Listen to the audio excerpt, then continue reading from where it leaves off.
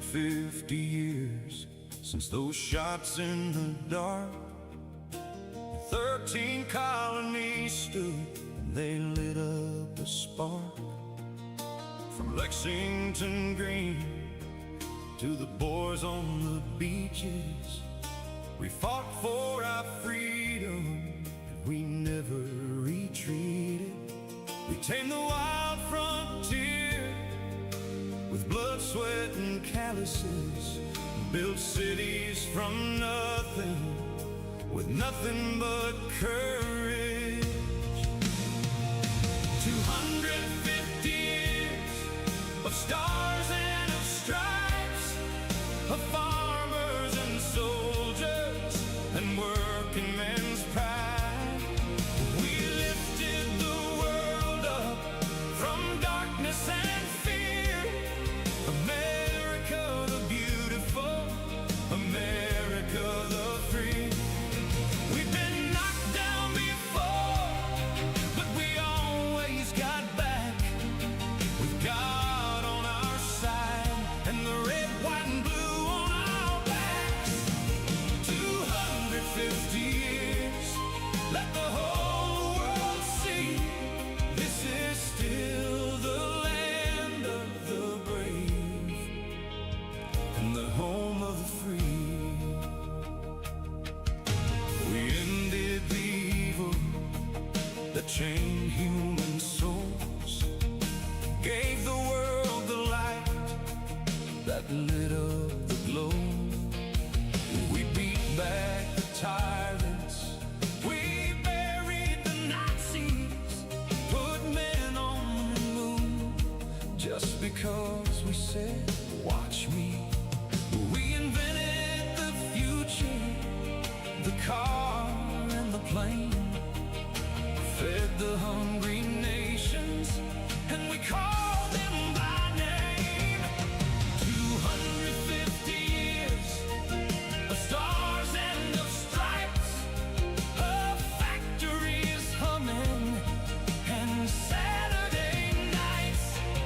We carried the cross and we carried the torch, through the fire and the flood. We kept marching on, from Gettysburg fields to the fields of Normandy. Every drop of that blood was the price of being free. 250 years, let the whole world see, this is still the land of the brave and the home of the free.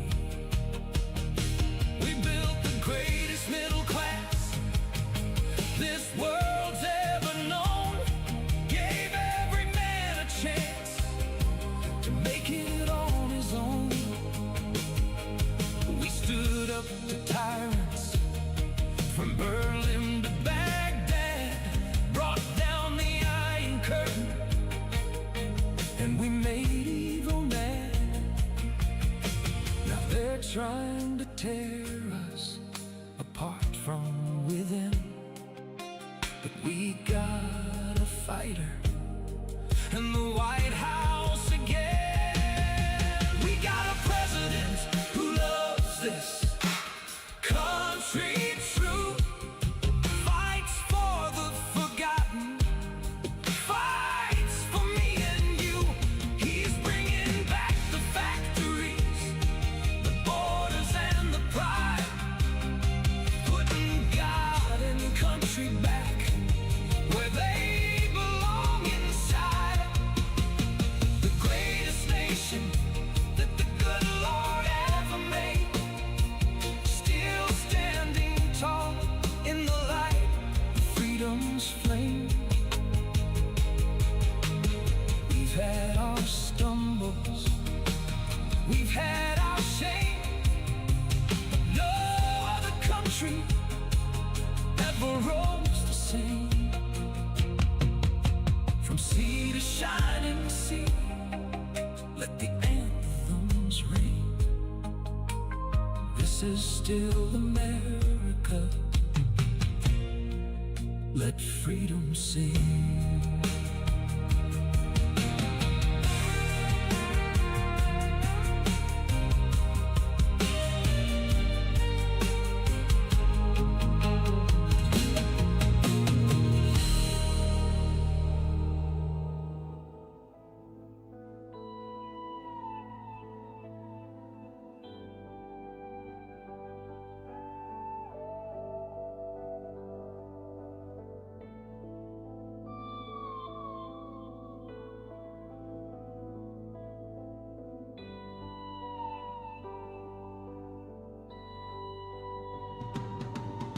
The sights and sounds of earth.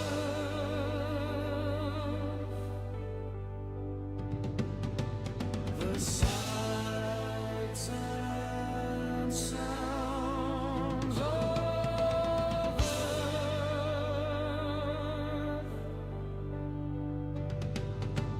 The sights and sounds of All right, hello everybody. Greetings and salutations from South Florida. My name's Ian. This is Starship Adventures, and I'm here at Starship Studios, a very warm Starship Studios.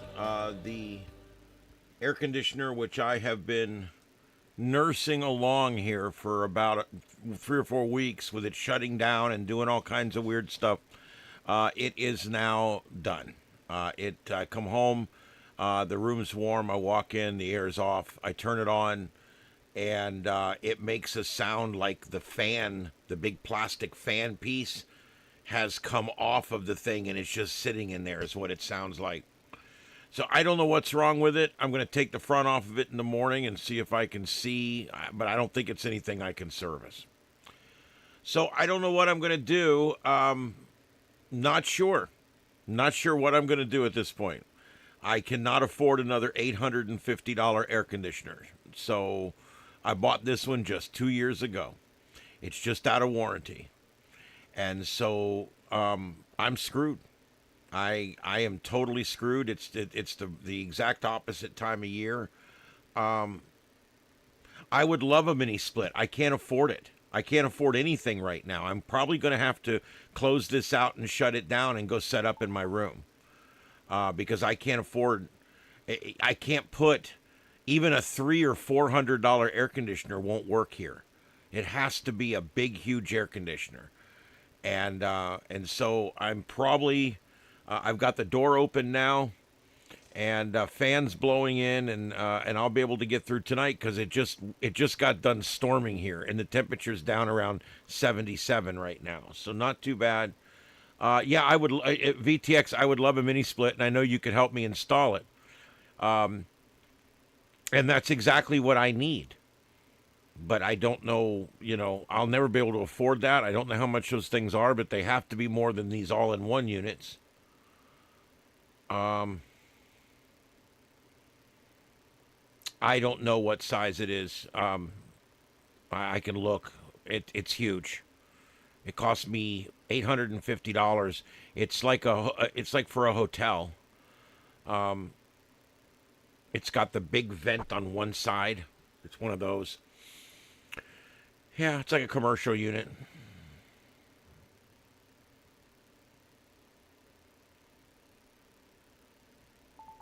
Yeah, but then I have to install it and I have to do the Freon and everything, and I don't have any of that equipment to do that. So I don't know what it would take. Even if I had a mini split, I mean, $400 I could probably swing in the next 2 or 3 weeks. But if I do that, I can't install it myself, I doubt, and I also would not know what to do with the Freon and all that. But that is what I want to do. I definitely want to put a mini split in there, a lot quieter, which I need because this thing's very loud on the air. Well, you have to open the system up to install it, don't you? Does it have some kind of quick connects or something that don't leak? I don't know. Because I know you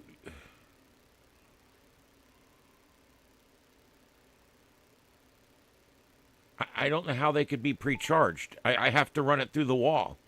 So I have to disconnect the tubing.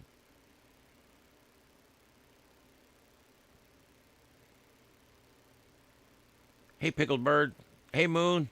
Deploribus, VTX. Welcome, everybody. Thank you guys for being here. It Just Works. Matt, Victor. Thank you, everybody.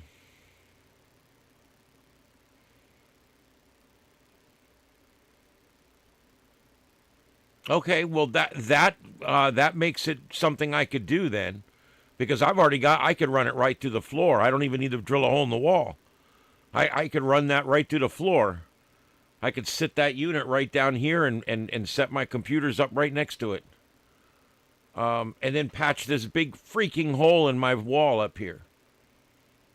Yes, full moon tonight. As a matter of fact, about an hour and a half ago, it's the fullest it's going to get this cycle. So if you run out right now, if you can see the moon, that's about as full as it gets.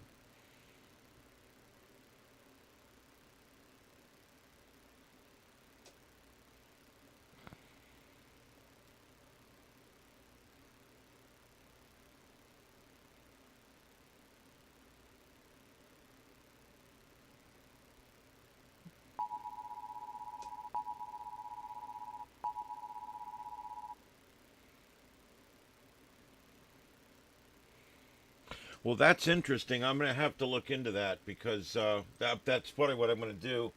Um, this to replace this one, it's about $850, and it took 3 of us to get it in here last time, and I don't even have that much manpower right now. So,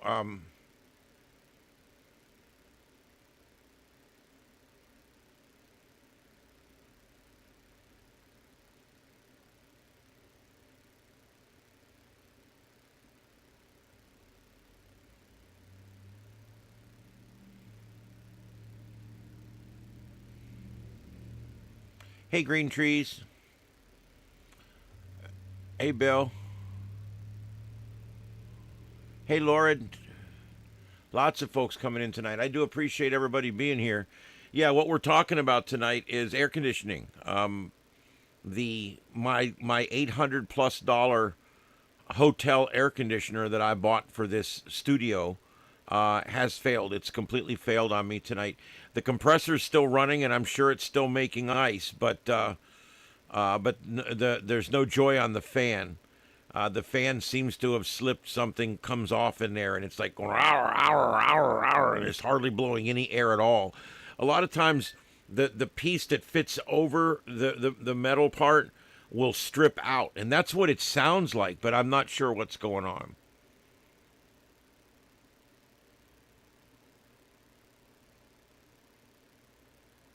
Yeah.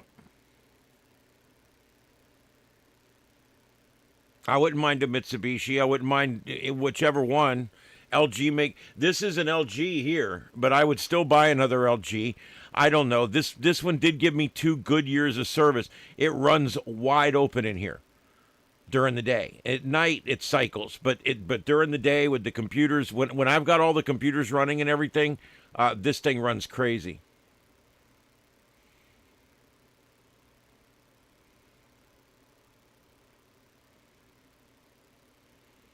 Yeah, Japanese stuff has actually become the cream of the crop. There was a time when I was growing up, my dad would walk around and say, "I'm not buying that cheap Japanese electronic shit. That shit, everything they make is garbage. It lasts for..." You know what? That was the past. The Japanese make the really good stuff now, and the crap's made at China.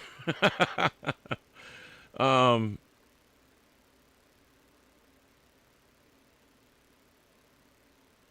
yeah, well, nudity doesn't bother me, obviously, but when we're doing public events and people are bringing their kids, I question the logic. That's all. I'm not even saying it's wrong. I question the logic. I think that people should hang around with other people that like to do the things they like to do. You know, if you like to do everybody, then go hang out with a bunch of swingers. You know, if you like to be naked, then go hang out with nudists. There's great nudist camps all over the place. Nudist neighborhoods, nudist groups, nudist community centers.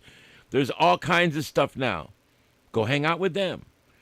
You know, the LGBTQIA2SMM plus. I Why can't you guys like plan big events around your own people? But it always has to be right down through the middle of town, right by a high school. You know, and they do that shit on purpose. I don't get it.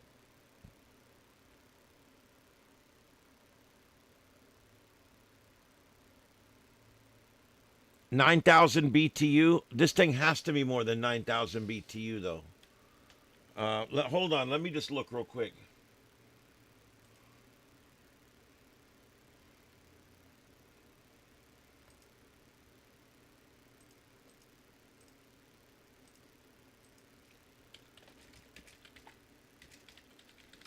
Goddamn bastard. Type what I tell you to type.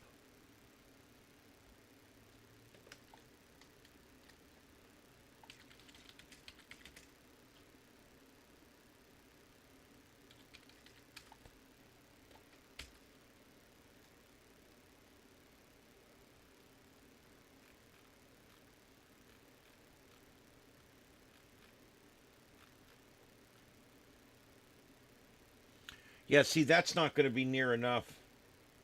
I can tell you already, and I haven't even found my unit yet. I'm looking at little units that are 24,000.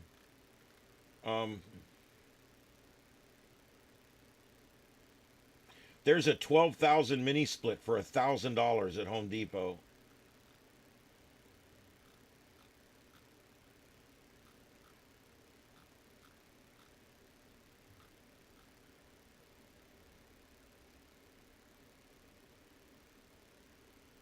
I don't even see the one I got in here.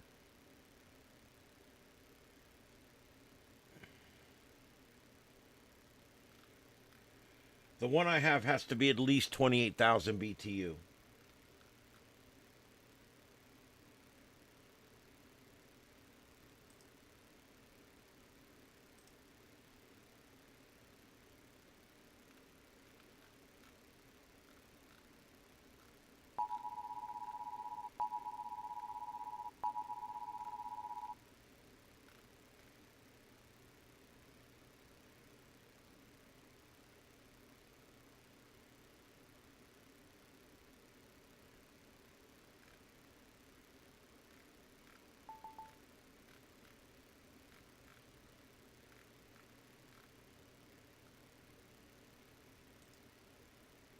Give me just 1 second, guys. I'm almost done looking here.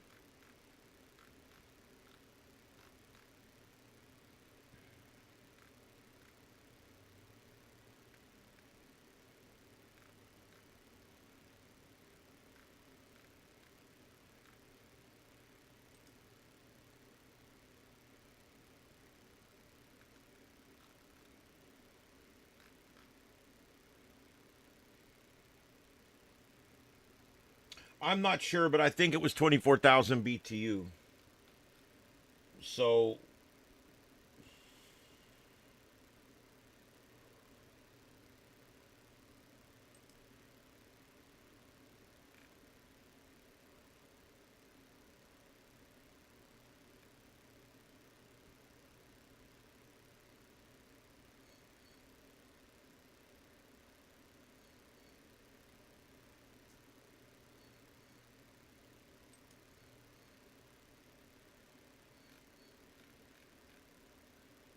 yep, I don't see it. Oh well.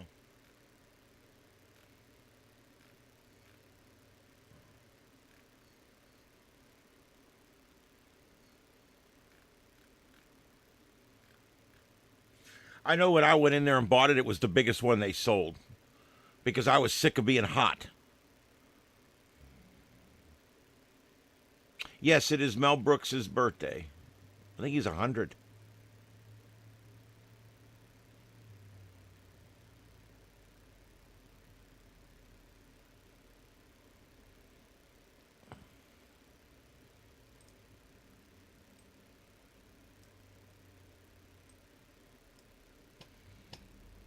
All right, let me see. Is this working?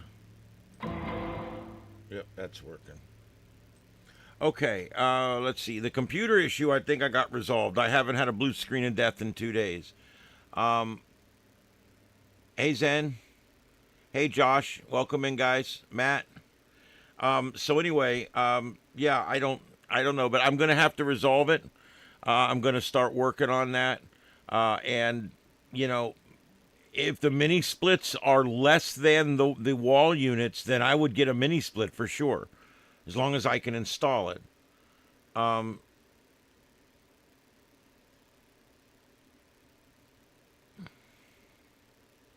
Moon Goddess, that's coming up on your state ballot, I assume. That's good. I'm glad to hear that some states are doing it. We did an all-out ban here, and the governor did it through executive order. And I believe our House and Senate has approved it. I believe it's a law. There is no, we don't bullshit around with it here. Men's sports is for men, and women's sports is for women. And yeah, I saw a sign that I liked. It had a circle and a line through it, and it showed a twig and berries. And I'm thinking that would be really cool on the door of the showers there. Um,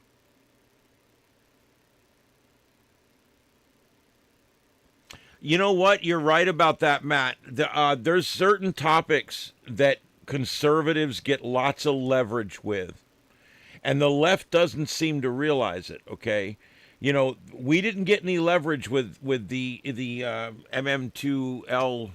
What is it? I got it right here. Hold on. We never got any leverage with MMIWG2SLGBTQQIA+. we never got much leverage with those folks. They walked and pissed all over us for years.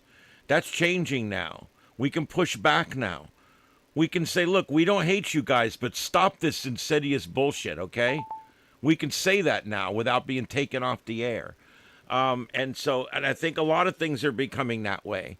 There was a time where we couldn't say the word retarded. If you called somebody retarded, they'd take you off the radio. Oh my God, he said retarded. Now, everybody's back to just calling everybody retarded again. It don't mean anything against the retarded kids or anything. It's just a saying, but it's just an example of something that changes on a whim when we're trying to figure out what's decent and what isn't. They just about completely stifled humor. They just about completely ruined humor. Now you've got right-wing comics out here making fun of all the stuff they're not supposed to say, according to the left. And I like that. I like to see that they're using the situation instead of to degrade their show, they're using it to enhance their show, and I like that. Yeah, I am sick of the women and men's sports. I'm just tired of it really bad, and I don't know what to do with it.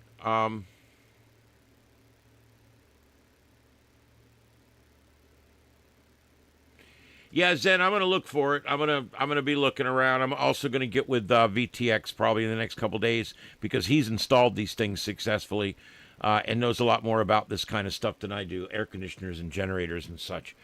And so I'm going to talk to him about this, and then I'm going to figure out what I'm going to do and figure out how I'm going to do it.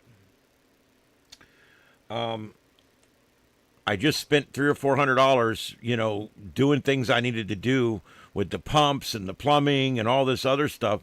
Now I wish I would have not spent that money because I could have bought an air conditioner with that, and then I could have piecemealed the rest out over time. But that's okay. Yeah, maybe we can figure it out.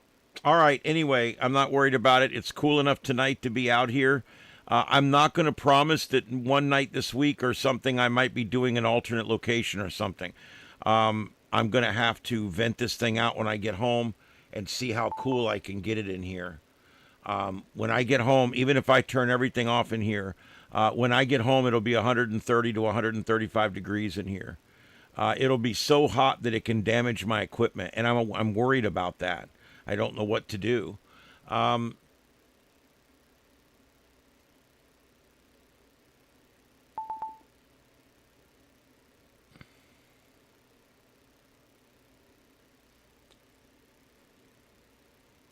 Tofu concrete. Yep, it's true. Yeah, guys, I'm going to tell you guys, let's talk about this real quick. Venezuela, the buildings just fell down. They crumbled like children's toys. In fact, some children's toys like Legos, I think, would have done better. But the point is the shit just crumbled and the people just died. They're all buried alive, buried dead. It's terrible. And what we're looking at is something. I've had an issue for a long time where I believe, there's certain things that I'm on both sides on. And not very often. I tell you guys this. I'm pretty opinionated, and I rarely don't take a staunch, side on this. And when it comes to building and code and fire code enforcement, I have a very strange dichotomy goes on in my head because I used to be a fire marshal. Yeah, I was a fire marshal for my fire department for a few years. I also went through fire inspector school, okay? And I actually was a certified fire inspector for like 14 years. And I did fire inspections. I wrote COs for large buildings. I used to do all that stuff while I was a regular line firefighter. We had a small department. We didn't have inspectors. Myself and one of the other lieutenants were inspector qualified, and we would go out and do the inspections for the department. And when, I used to always think, we can't overdo it. We can't underdo it. This is an important thing. If I walk into the little grocery store across the street, I could shut them down. I could shut them down forever, close them out, but done, good, forever. Why would I want to do that? It's our neighborhood grocery store. I shop there myself. Why would I want to do that?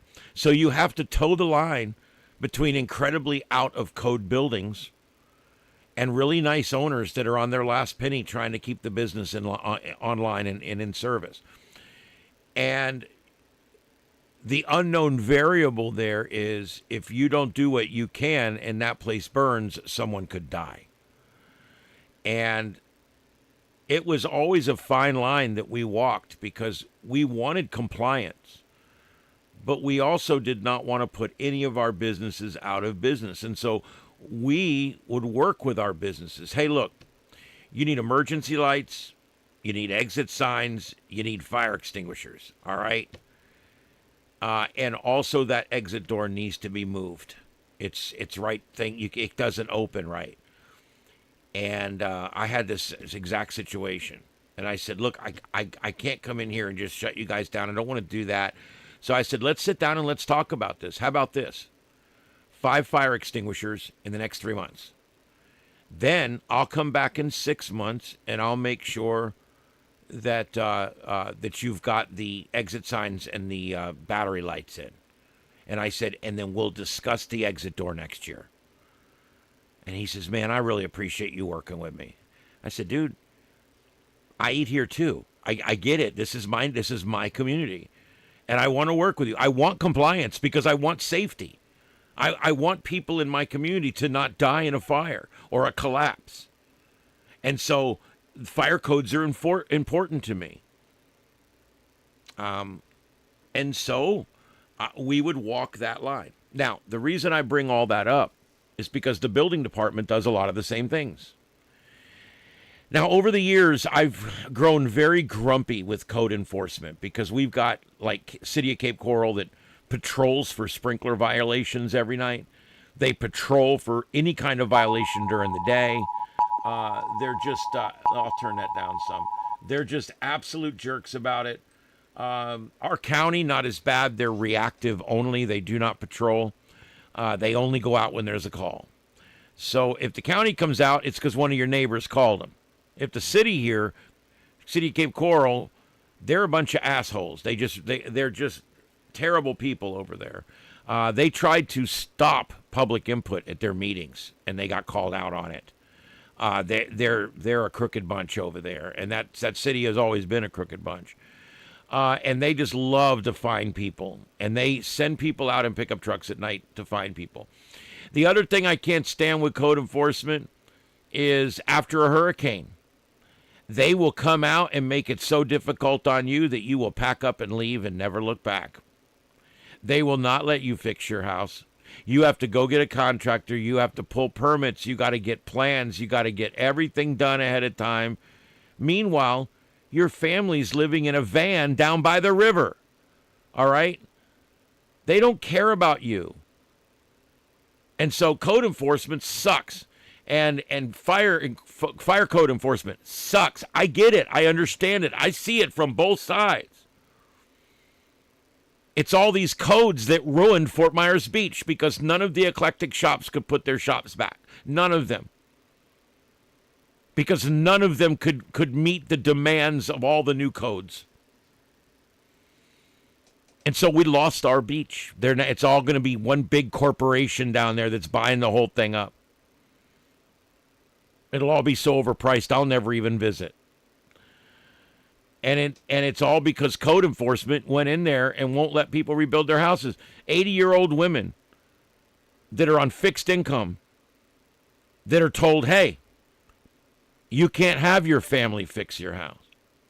You have to go get a contractor, and you have to use licensed contract workers. So they put the old woman in a nursing home, and they tore her house down. She had no choice. Thank you, county, you bastards. So I have this long run here where I used to be a code enforcer, and I understand compromise, and I understand that side of it. And I've lived the last 20 years of my life vehemently hating these people and hating what they've done to my town post-Ian, post-Katrina, post-Charlie, and 9 other storms I don't remember the names of. I hate what they do to my neighbors. I hate all the stupid rules. You got to use certain kinds of concrete. You got to use certain kinds of wire. You got to make sure you use the purple primer before the blue glue. And yeah, you guys know what I'm talking about. Now, all that said, what we're seeing in Venezuela is a product of no building codes. Nobody checking the concrete to see if there's enough stuff in it to make it hard. No one watching over these contractors to make sure that they're building the buildings properly. So you can see why I'm on both sides of this, right? You can see it. I started out as a very level-headed, very nice person that set out to enforce codes within the community that I love and serve. And then I spent 20 years hating these bastards for living and breathing my air. And then something like happens in Venezuela where the buildings turn the effing chalk, okay? And it reminds me that, hey, it's not about all code enforcement. It's not about no code enforcement. It's about striking a balance with the community. And substandard concrete is a problem. Luckily here, we have standards. Those standards are checked. And for the most part, barring a few freak incidents, remember the Fort Lauderdale collapse? Was it Seaside? Fort Lauderdale collapse? That was 5 years ago yesterday. 5 years ago, that building collapsed because of the water intrusion into the concrete slabs and concrete uprights that caused a swelling of the wire inside, which caused a spalling of the concrete, which caused structural failure. And the rest is history.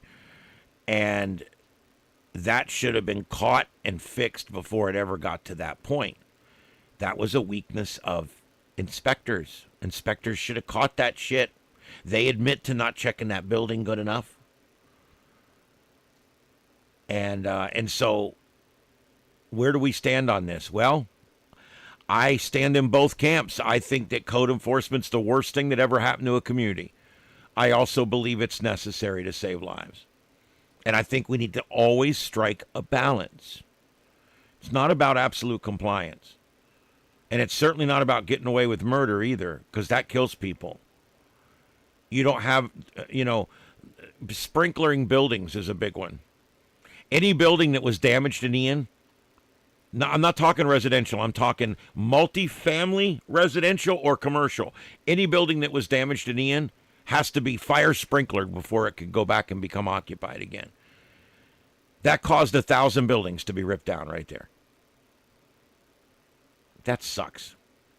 There was nothing wrong with a lot of those structures other than just The windows were blown out of one floor. There was a little bit of flooding damage. But because the building was 45 years old, they would not allow it to reopen unless a post-construction integrated sprinkler system was put in to protect the building from fire.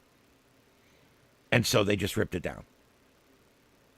This is the world we live in.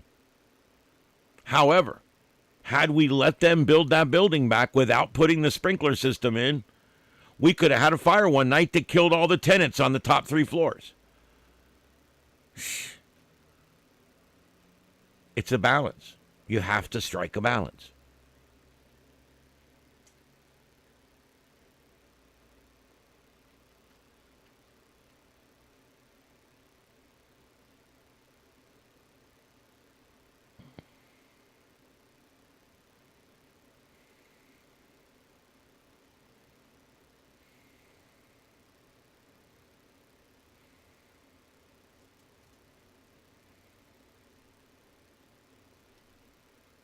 Yeah, the Venezuela stuff I think is all pre-recorded, but it's all from today. It's current. I want you guys to see what's going on over there. The upper right is live. The upper left, I had a composite view of another protest going on, but that one broke up right as I was going live. Let me go back and see if I can plug that hole real quick. Let me take a peek. Whew. What you doing, Mama? You're not going to be able to sleep in here tonight, baby girl. You're going to have to go out. We're dead in the water.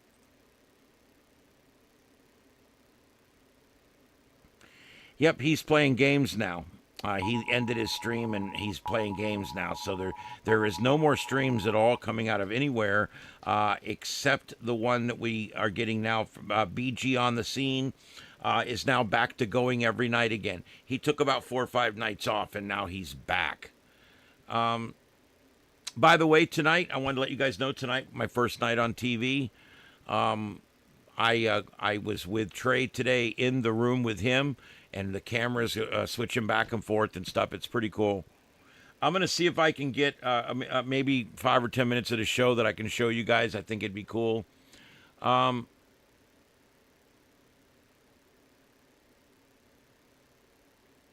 Yeah, thank you for the thumbs up, guys. Please give us a thumbs up out there if you haven't done it yet. I would appreciate it. All right, so the upper right, that's Delaney Hall, Newark, in Newark, New Jersey.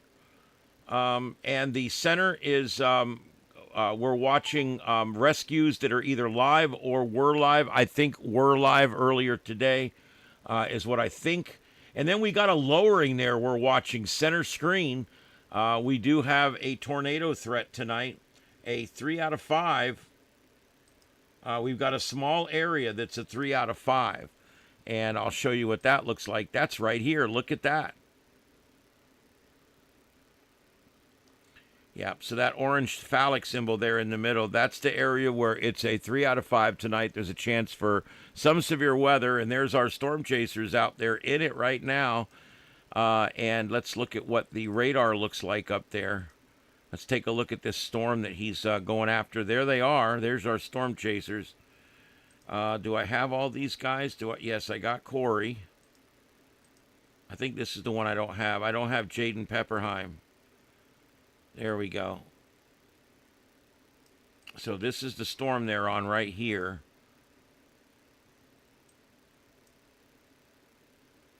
Let's see. There is a couplet there. And it's right where they're at, too. So we're going to keep an eye on this. We got 3 guys on the ground. One of them is rain-wrapped. He's fallen behind, and he's gotten a little rain-wrapped. Or I should say he's in the rain. And then the upper left and the lower right, they're out of the rain, and they're able to see this lowering that we're watching. All right, and then I got Fox, and then that's about it for right now. I'm going to try to fill that hole. I'm looking right now to see what I got available out there. Got a few things today in the mail. You guys know I'm a big Patriot guy, right? I mean, I like to do stuff special. Well, I went ahead, and I'm pretty happy with the quality. I wouldn't say 100%, but I'm pretty happy with the quality. I went and I bought a bunch of these pins. Look at this. I don't know if you guys can see it or not, but they're like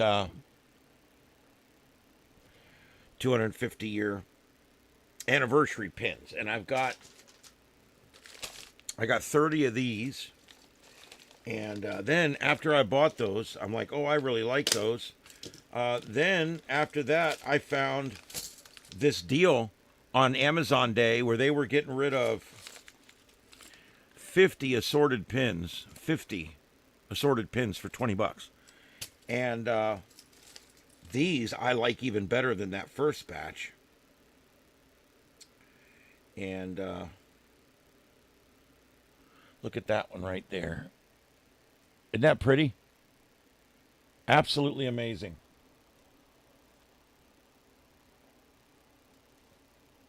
So anyway, I got 5 different ones.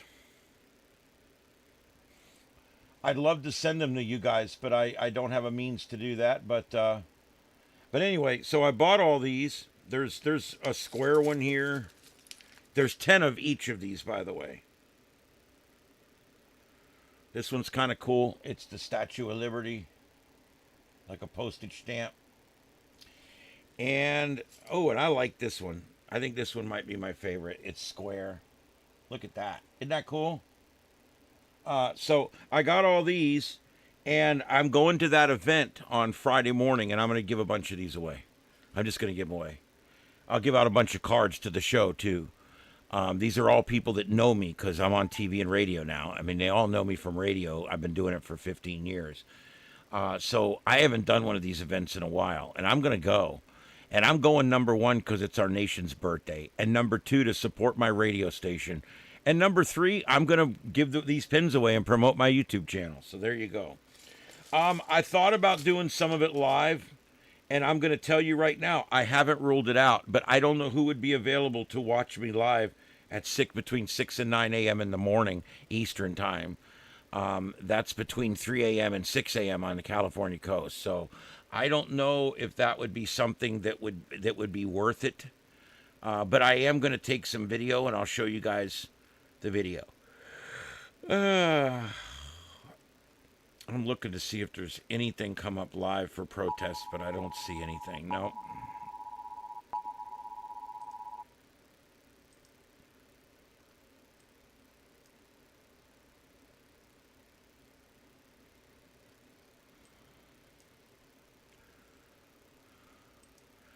We got another storm chaser that popped up. He's not broadcasting anyway, but I think we got our best views here. Look at that. 3 different shots of this lowering. So anyway, yeah, I got all these pins. I'm between this box and this box. I've got 50 and 30. So I guess in Florida that's 80. It might be 80 in your town too. All right, so that's cool, huh? So I'll be giving those away. I'm very patriotic. I bought me a shirt today. Oh man! The other day. I bought it a couple days ago. I found like the perfect shirt on Amazon, and I'm like, oh, I want that because I was literally looking for a shirt because I don't have like a patriotic shirt, and I've always kind of wanted one, but I never really bought one. And so I decided, you know what? I'm going to look at the possibility of buying a really nice shirt. And I kind of once I found the one I wanted, I bought it. Why won't it come up? But anyway, I can show you guys. I'll just do this left capture. Hold on. There it is. That's what it looks like right there, guys. That's my shirt I bought. I like it. I went through a bunch of them. This one struck me. I just like it. It's got the Articles of Confederation on it, and July 4th and all that. It's just a beautiful shirt, and it's a quality shirt. It's $40. I thought it was really good, and so I ordered me an extra large one. There you go. Not that one. That's a different shirt. I don't know why it changed. There it goes. That's the one I got. That one there. But yeah, anyway, that's the one I got. And so yeah, I'm pretty happy with that. I think it's going to be good. Yeah, I'm going to wear it. Um, I'm going to wear it on the 3rd for the morning, and then I'm going to take it off. I'm going to wear a T-shirt underneath it. I'm going to take it off, and then I'm going to wear it on the 4th. I got to go into work for a couple hours. We are putting up, I think it's Florida's largest flagpole. My station. We're the most patriotic MFN station you guys have ever seen in your life. You know, every year we send 50,000 Christmas cards to our guys on foreign missions. They get boxes of cards coming into Ramstein and stuff before Christmas, and it's coming from us. It comes from our station. And we get people to write warm, inspiring messages in Christmas cards, either handmade or ones you buy. And we have people write a message in them and put them in.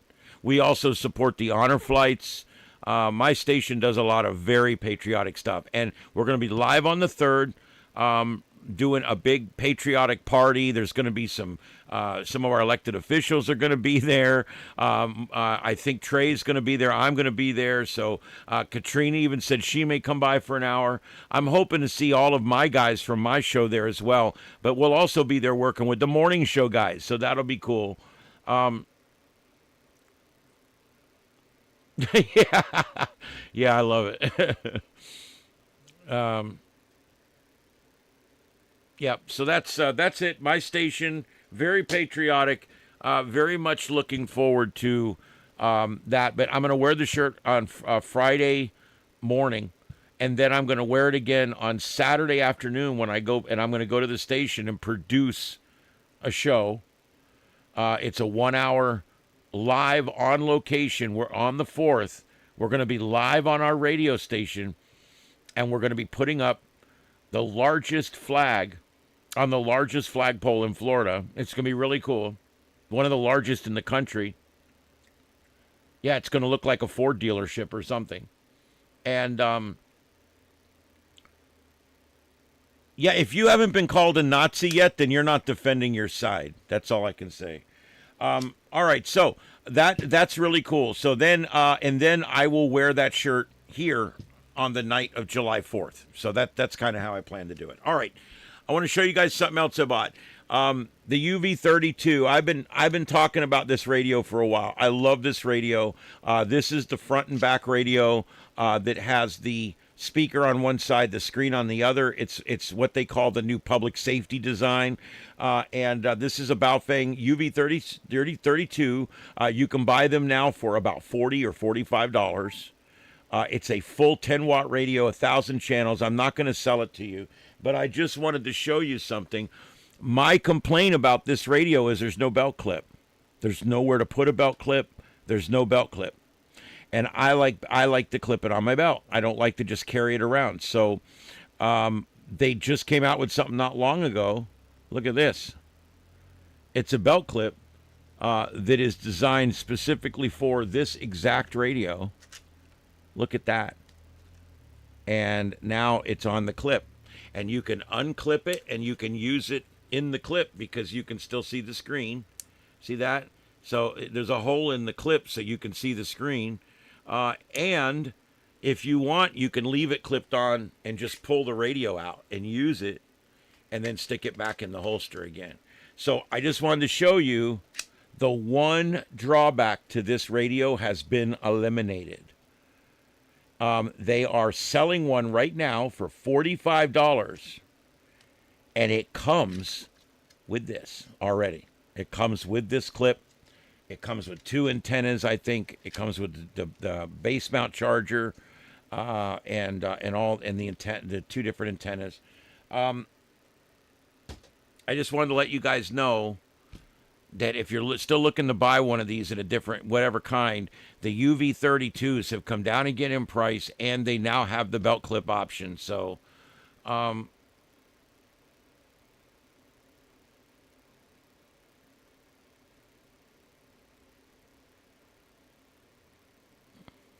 Sleepy Joe Biden. Sleepy Joe. Yeah, Sleepy Joe Biden went up. They had him go up and speak at a podium, and he got lost on the way back to the car again. He turned around on the podium and had no idea where to go. None. Now I'm thinking, okay, so how many times did this idiot, he wasn't able to find his way back, right? He would be done. He would run over a sandbag and trip and fall, or he would whatever. Something would happen, and he couldn't find his damn way back to the off the stage, basically. Well, what apparently is going on is they had him come out again. He finished a horrible speech, bad. And then, after he finished the speech, he did the same thing he always does. He turned around and he had no idea, and he's looking and trying to shake people's hands that aren't there, and, the usual stuff. And I'm like, this guy should not come out. He should just stay in Delaware and just not come out anymore. He's done. When you're done, you're done. That's the rules in the universe, okay?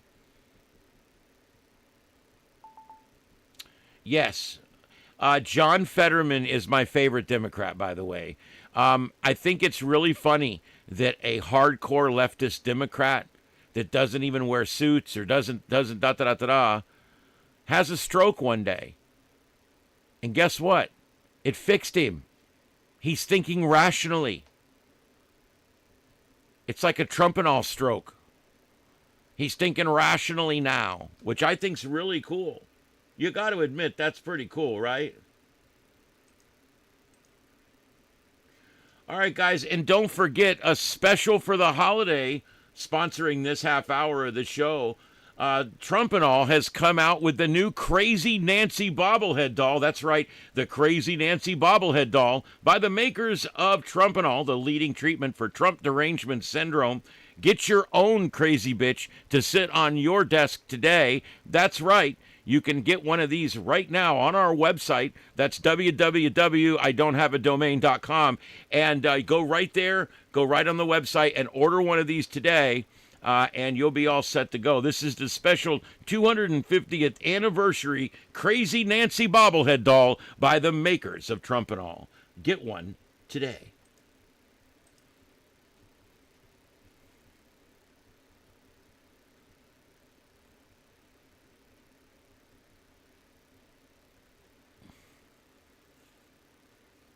Snow Baby, I kind of agree. I do. I agree that they should charge people in the that were covering for him in the last 6 years, last 6 months of his presidency. If you want the truth, I'm not much on prosecuting the other team like they did to Trump, and now we're kind of doing back to them. Although I think it's deserved. I really don't like that whole mode of the whole Banana Republic thing, but I do agree with you on this particular case that. It needs to be looked into. I want to know who was using the auto pin. Was he there when the auto pin was being used? Because he wasn't. Damn well he wasn't.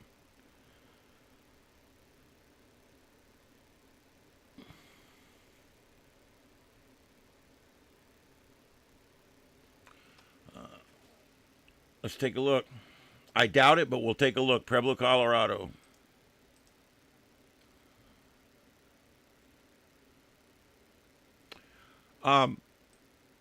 The only brush fires that anyone ever talks about are the ones in LA. I hate to say it. But let's see. Sometimes local media will have somebody out there or something. Son of a bitch.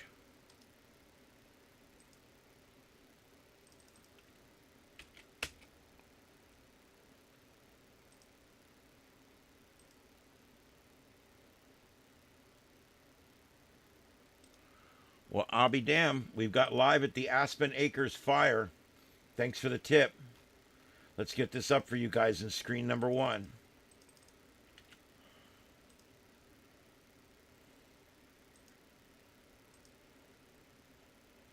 All right, guys, screen number 1 is live on the Aspen Acres Fire.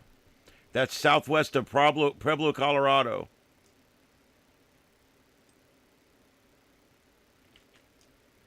Let me get a caption up there.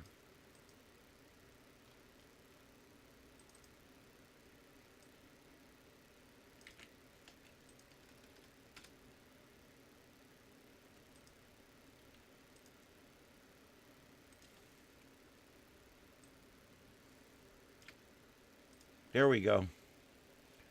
All right, so there we go. The Aspen Acres fire. That's southwest of Pueblo, Colorado. And I'm going to see if I can get some info on it right now.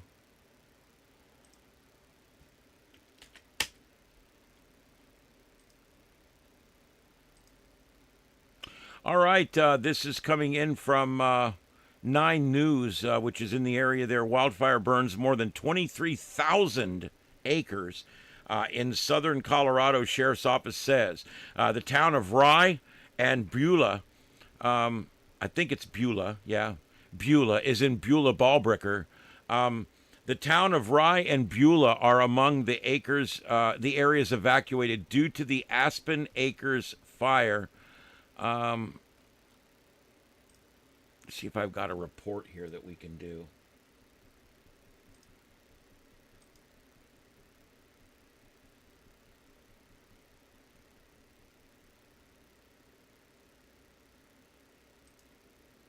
Also, a new fire started today, prompting evacuation southwest of Pueblo in the Aspen Acres neighborhood.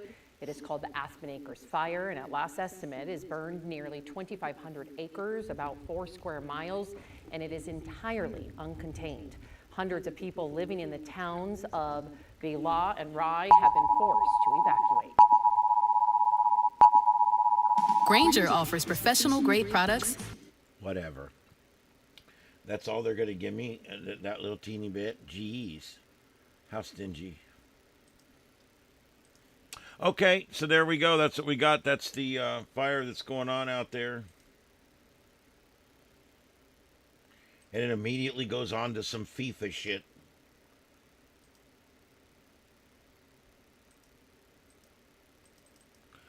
I'm almost exacerbated with this whole soccer thing.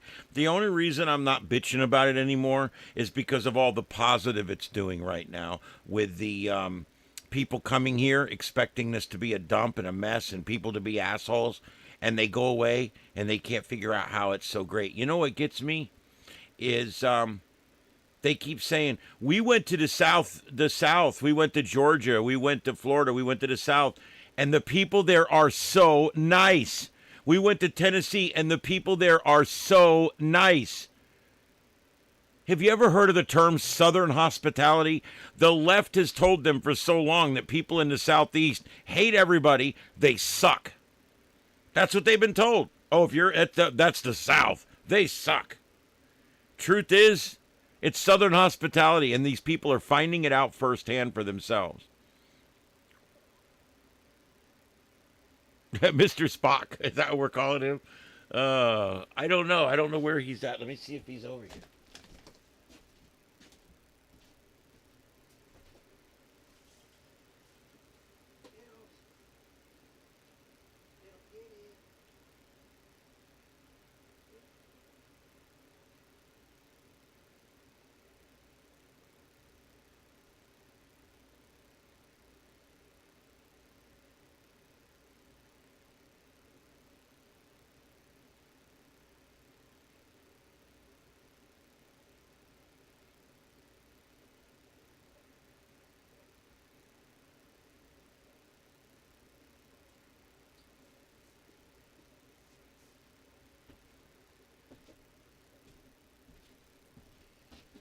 Mom is over sleeping in her spot, but I don't see any of them. We had a bad storm, not bad storm. We had a storm here about 30 minutes before I took the air.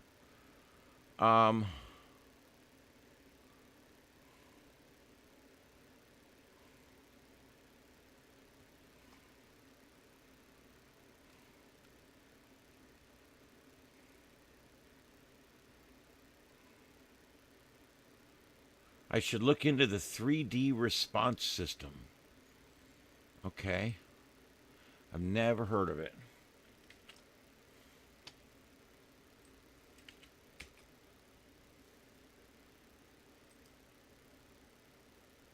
Okay, it's a school safety thing.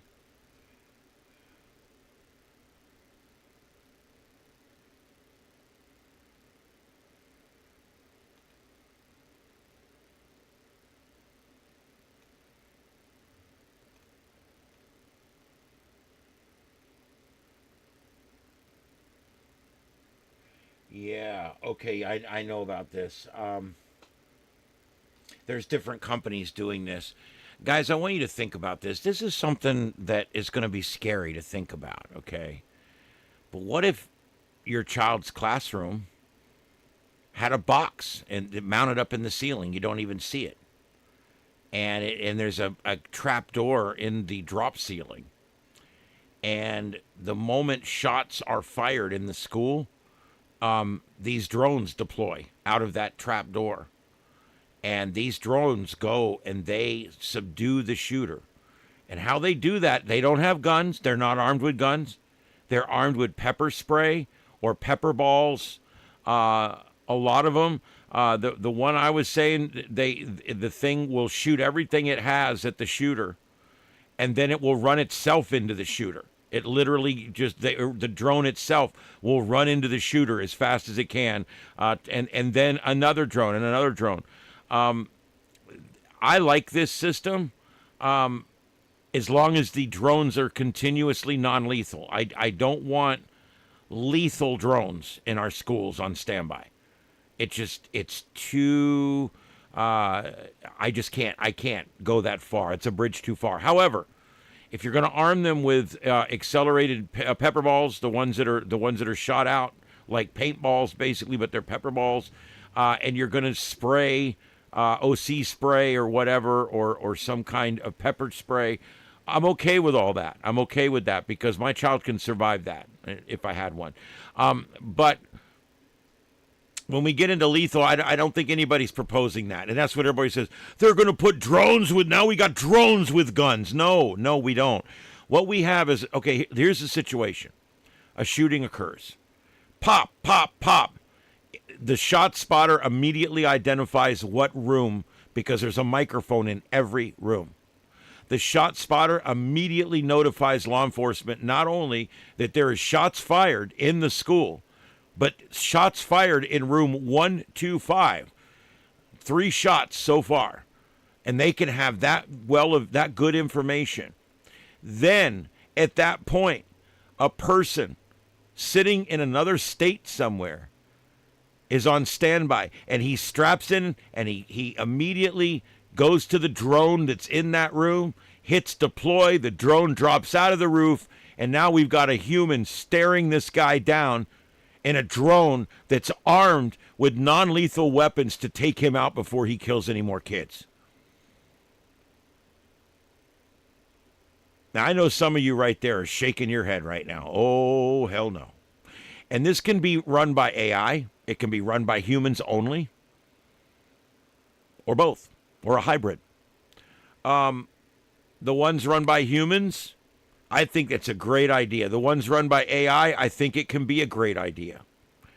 But I want you to think about this. You have a guy that's highly trained. He's had 100 simulated missions. He's highly trained on this particular piece of equipment. And he knows just how to fire it to get right in that kid's face or right in that person's face that's doing the shooting. And then when he exhausts his paintballs, you hit a button and he deploys gas. If you deploy gas or smoke with a drone, it's going to fill the room almost instantly because the drone is moving lots of air.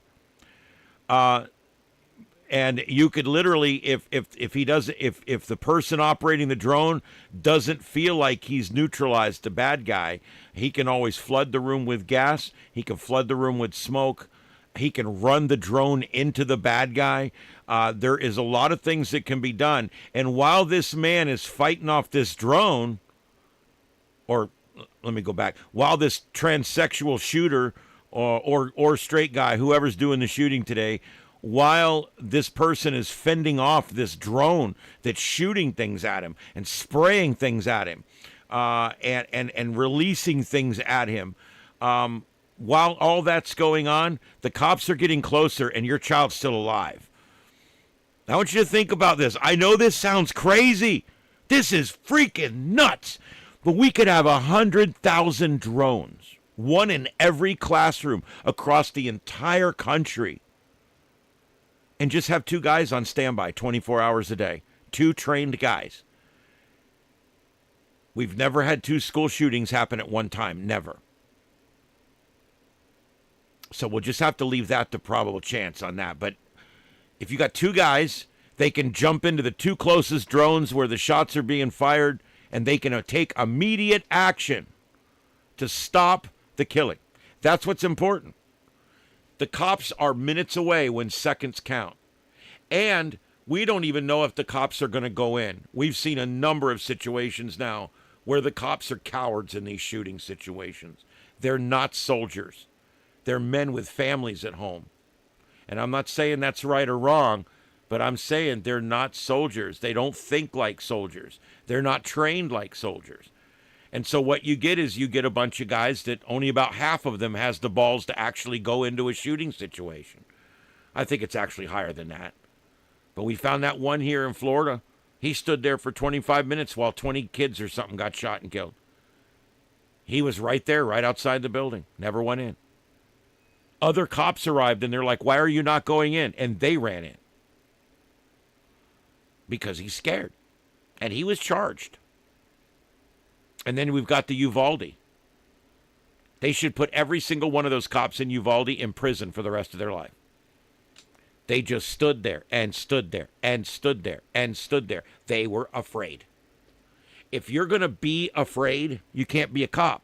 I was a cop. I ran towards gunfire. If you are afraid of gunfire, you can't be a cop. You have to be the one that goes towards the problem. All right? House is on fire, I go in the house. Asshole shooting, I run towards the asshole shooting. That's what it is to be a public servant. That's what it is to be in public safety. And I don't think a lot of these guys understand it. When you watch the unedited videos that came out after Uvalde, those cops had no idea what they were even doing. They were so scared of getting shot that they hear kids screaming for help. They hear shots being fired, and they were frozen in time. They had no idea what to do. And so we cannot go on like this where our children are 5 minutes away from the nearest cop, and when he arrives, he may or may not intervene. Not to mention all the human error of doors being left open, things being left done. I mean, there's so many problems. Now, we got to find a way to bring force to the perpetrator as quickly as possible. So, what's the quickest way to get a man with a weapon into a school in 20 seconds? How can you do it? Even if the guy was the security guard in the school, or, Tony, please, I'm going to have to put you out. Even if he was the security guard in the school, okay, he would still be 1 minute away, 2 minutes away from that classroom. I'm talking about something where this man's sitting in the seat during school hours. And when that shot thing goes off, the shot spotter goes off, the red light comes on, and the guy is instantly connected to the closest drone, deploy. 20 seconds later, he's staring this guy down, shooting pepper balls at him.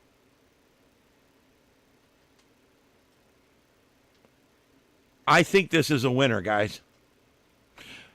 And the guy that's flying the drone has no fear because he's 100,000 miles away. He has no fear. So he can do what he needs to do, including ramming that drone right down that asshole's throat. So this is the answer to me. I've been looking for an answer for these GD school shootings for so long. There's got to be a solution. The cops are not the solution because of response time, because of inaccurate information, because of lack of training, because of cowardice, because of confusion, fog of war. The cops are the first line of defense, but it's not. It's an ineffective line of defense. Most of the kids are dead by the time they arrive. Putting the guardians in the schools, we've got that down here. We got cops. The guys that were cops for years, they're retired now. And one day a week, they go into a school and strap it on and walk around. And they're trained and they're certified through the school board to do it and everything else. And they strap on and they protect the school, and they take different shifts.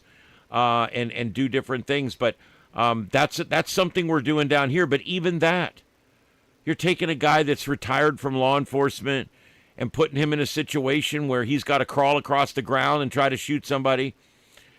I'm telling you, it's not an easy situation. I've been in a shooting situation. I've never shot anybody myself, and I hope to never have that pleasure. Not something I've ever wanted to do. But I've been in situations, two different situations, where my partner, in one situation, my partner did fire shots.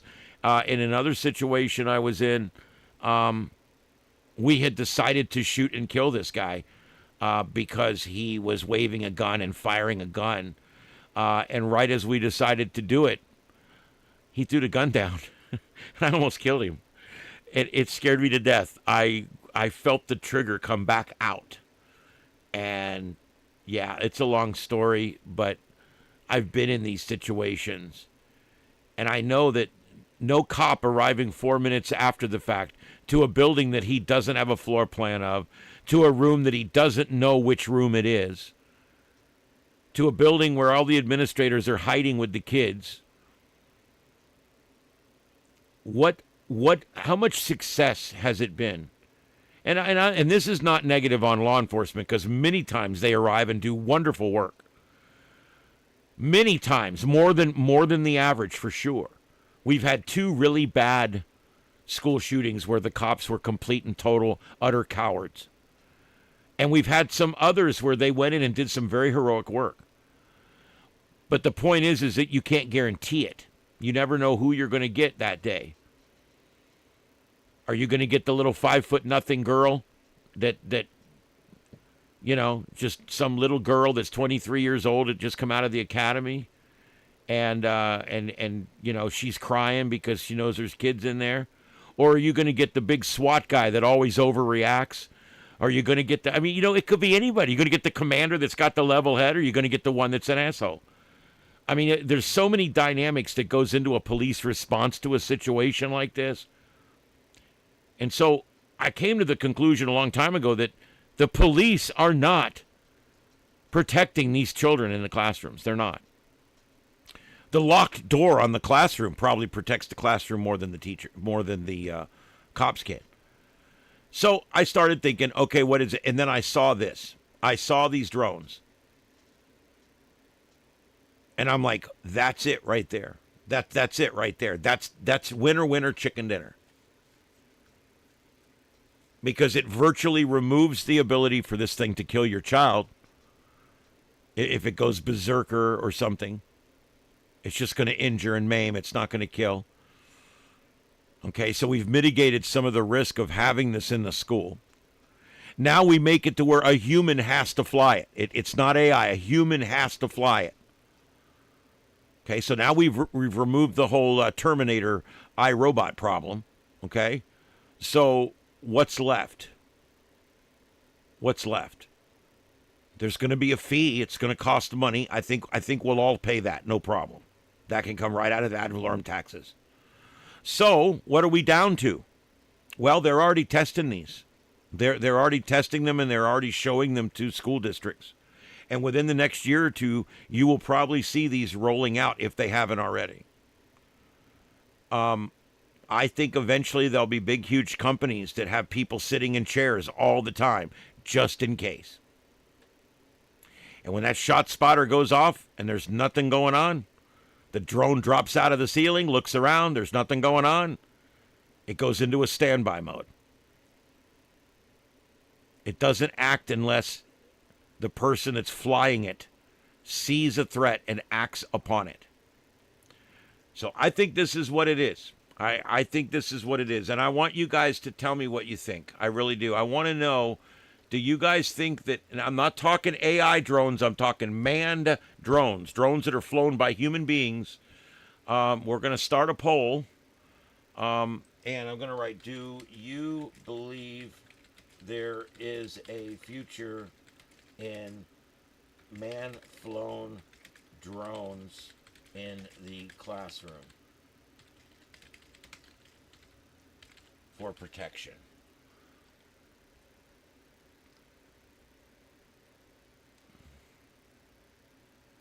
We'll keep it really simple. There it is. There's the poll.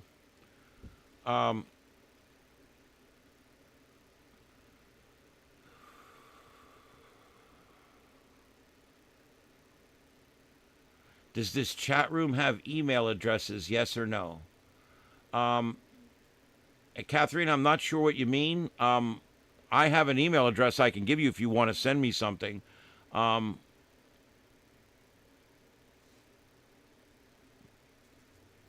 Okay, drones are not the answer. Then what would your solution be? Because what we're doing now is not working. So what would your solution be?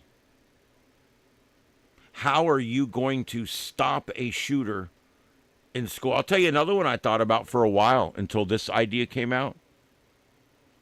I got the idea from Star Trek. You know, all Kirk had to do was look at Uhura and say, flood all decks but this one with Nestacine gas. And they could flood the entire ship with a gas that puts everybody to sleep. And I was thinking that's what we need to do. We need to put 4 gas nozzles in the ceiling of every classroom. And the moment the shot spotter detects a shot, it drops the gas. Guys, we've got to save these kids. It's got to be something big. It's got to be something that works, and we got to save these kids. So if you don't believe in the drones, that's fine. There's no wrong answers. But tell me, what's your solution? More cops?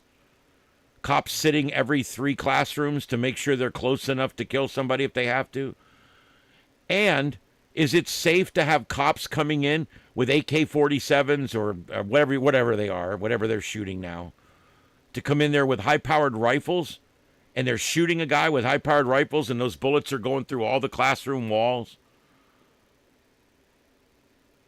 You know, I don't think law enforcement should be using these long rifles. It's the wrong tool for the job.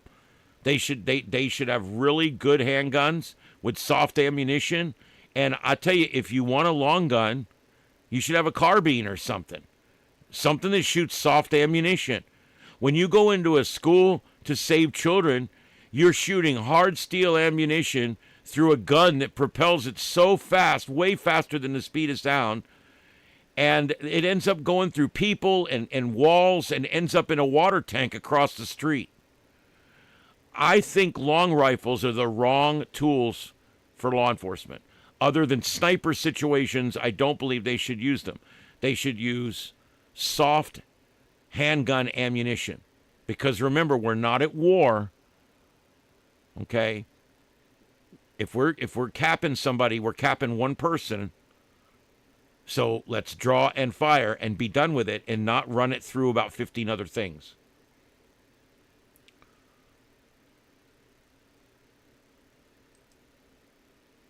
All right, so there we go. Thank you for taking the poll, guys. I'm waiting for the results to come up. There we go. 86% of you feel that the drones are a possibility for protecting our children in the future. And again, I was very specific to ask about, to tell you that these drones are flown by humans. They're not AI. I think if we get into AI, I think that number drops quite a bit. Because I'm not ready to put AI in the classrooms like that in a drone or whatever. But that will come soon. We're going to be driven around by AI soon. We're going to have AI washing our dishes and changing our cat box and walking our dogs. You know, maybe a robot needs to stand in the corner of every room, an iRobot. And he needs to be armed with non-lethal weapons. And the moment someone starts shooting, these robots immediately jump into action. That's the future. But I think for right now, the man-flown drones are the best idea. I really do. I think they are.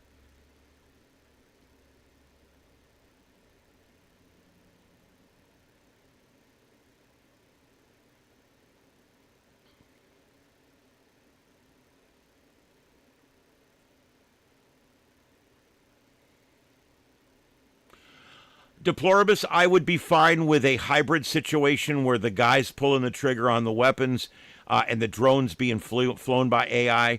That would probably be the next evolution of it. Yeah, sure. Yeah, 3dresponse.com. I'm sitting here looking at it. I'm leaving it up because I'm gonna read some more on it tomorrow. Yeah, so I think it's good. I think it's a good thing. We got to protect people from a threat that is already present and already doing damage. You have to think about it that way. It's not like they get a phone call. Hey, in 20 minutes, in 20 minutes you're gonna have a. In 20 minutes you're gonna have a shooter. It's not like that. It happens right now. It's already happening. By the time you realize it's happening, it's already happening. And so 5 minutes, 10-minute response to a school that they are unfamiliar with. This is something that they don't talk about much in the media. Every one of these school shootings, the cops showed up without a pre-plan. And let me tell you the difference between cops and firemen. This is something you may not know. Firemen pre-plan everything. We go out once a year and we make contact with our business owners. And we draw maps of the business and maps of the parking lot and all the distances of all the runs from this hydrant to that hydrant to this hydrant. And we draw it all out and we put all the information and all the phone numbers for all the contacts. And we pre-plan it out. If that school is in my district, my pre-fire plan book, and of course this is all computerized now. When I did this, we did not have computers in the trucks yet. So we had a book. It was a 3 or 4 inch binder, and one was maps and one was pre-incident plans. And you could go into that pre-incident plan for that building and open it up. And the one side is a map where all the room numbers are and everything else. And on the other side is the data sheet for that location. And then if there was more maps or needed, down inside there might be a folded up map that you could pull out even on a few of them. And they were all in plastic sheets. And if I got a call for a fire alarm at Echo Labs or whatever at 2 a.m, I would get in the truck. And as my engineer is driving, I've got the red light on in the cab. And I've got the book open to the pre-incident fire plan for that building. And I'm looking at that plan. And so when I arrive, I tell my guys, I need you two on pre-connect 1. I want you on the hydrant. And I need you to do a life safety check around the building, this and that. And I would give them the orders on the way in. And I'm looking at a map of the building. I'm looking at all the hazmat stuff they've got there. I'm looking at where the power shutoff is, where the gas shutoff is, where the water shutoff is. And it's all right there in our pre-incident plan.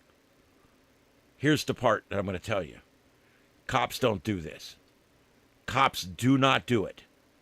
They show up on everything like it's their first day on the job.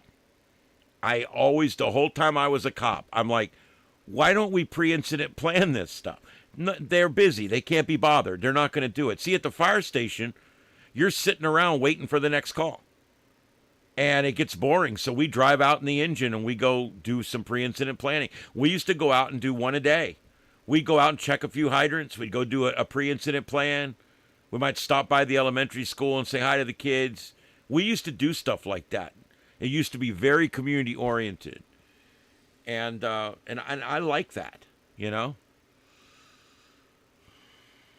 No, I did not. Is that worth watching? I'll show it. I don't think they would yell at me for.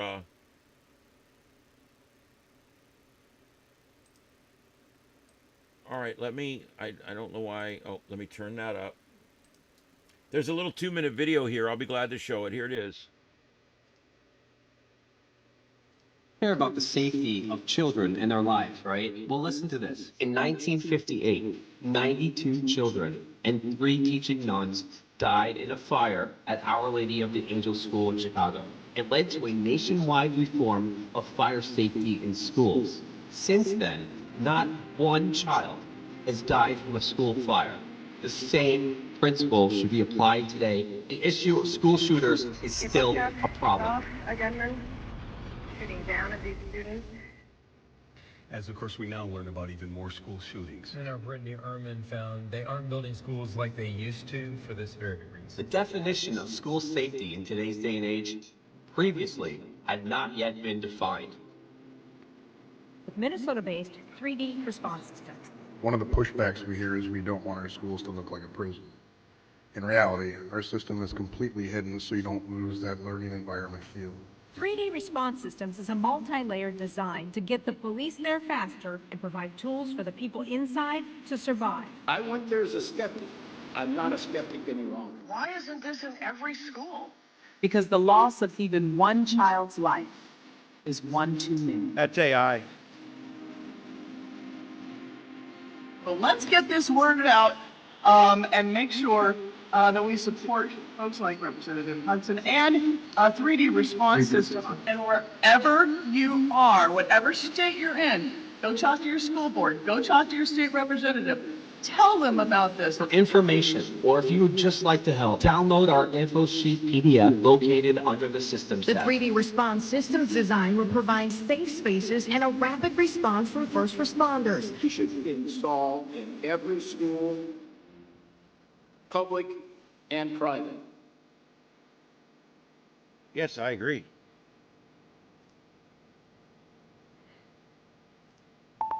I totally agree, guys. Yeah, there you go.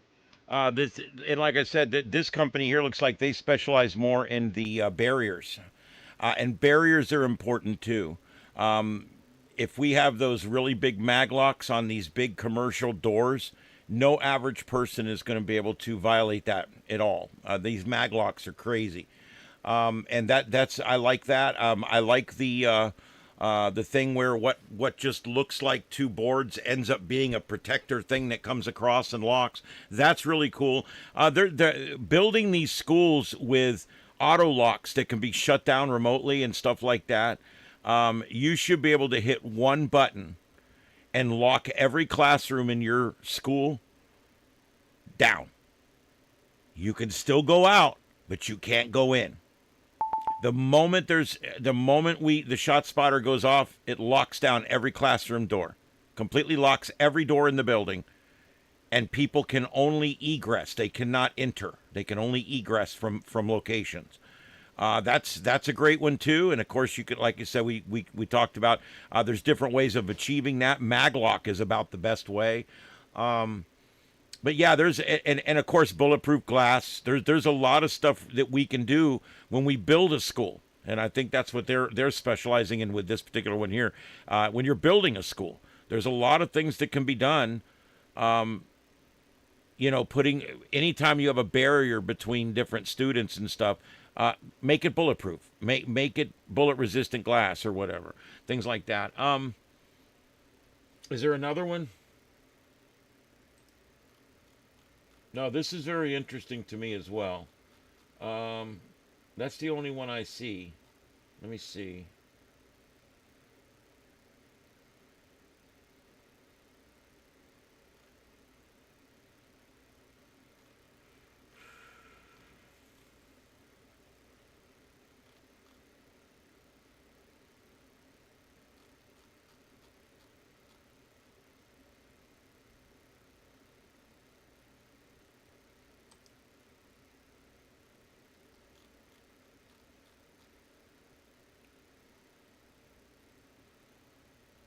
Yeah, I don't see it.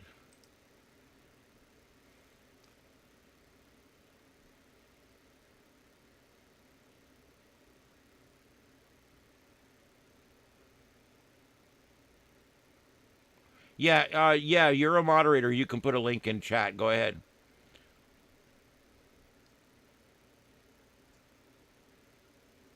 Lambert, you're probably not going to like what I'm about to say. That needs to be a component, but there still needs to be schooling. I personally think putting kids on buses 5 days a week and then putting them back on buses again in the afternoon 5 days a week is a risk that we just don't need to take with our children. I think they can get all their sports and all their social and all that done in 2 days a week. Yeah. Look, I hated school. School was disgusting. It was terrible. I hated it. It was the worst years of my life, especially middle school. So, I'm weird about school because I just hated it. I hated every minute of it.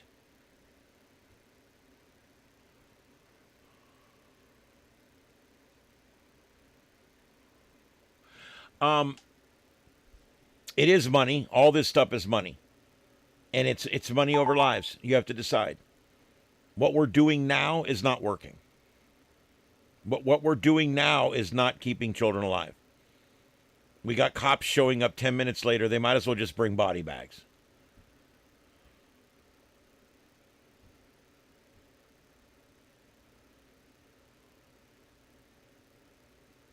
Yeah, I think schooling may be something that instead of getting bigger and bigger and bigger, is going to be something that gets smaller and smaller and smaller. I think we're going to have more private schools and less of these huge public schools. People are fed up with the government teaching their children. Down here, we've got a revolution going on right now. Our schools lost almost 20% of their students since we went to school choice. And I love it. And they all come on every week. They come on the news. We're going to have to cut English and science programs because of all the budget cuts. And they're lying, because what they're actually doing is they're cutting everything they're doing by 20%. Because your students aren't there. They're so used to getting paid for students that they didn't have to teach. Do you know that right up until just recently, whatever school district you live in, they get the money for you, for your kid. They get that money. Now, you may turn around and spend $15,000 sending your child to a really nice Christian school. However, the school district would still get your child's $8,800. Is that not bullshit? And Governor DeSantis down here in Florida fixed that. Doesn't work that way anymore. Not even close. That money goes with the student. If the student goes to a private school, that money goes to that private school. If the student is homeschooled, the money goes to the homeschooling parents. If the child is going to public school, then that money goes to the public school like it used to. I like this because public schools are now being required to downsize. And they keep whining and bellyaching to the media, saying, oh, we're going to have to cut art programs. Well, you're cutting 20% of your art programs. That's true. Because you've lost 20% of your students. I mean, this is simple business economics. But the government doesn't understand business economics. That's obvious. Look at our national debt.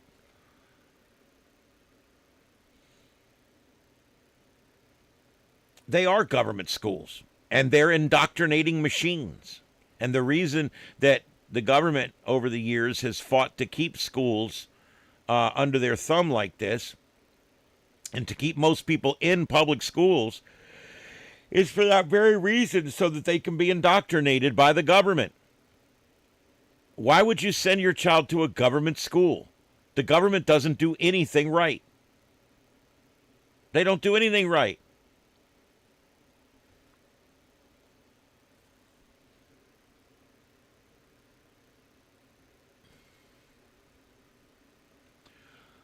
Let's see here.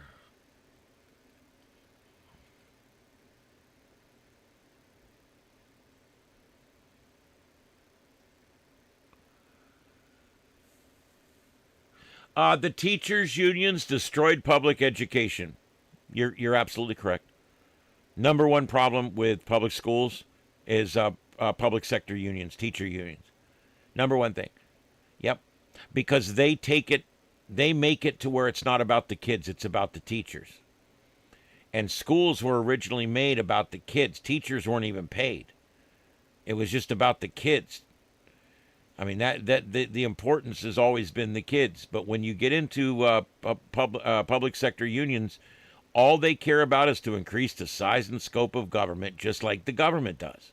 That's their job. And protect teachers from being fired.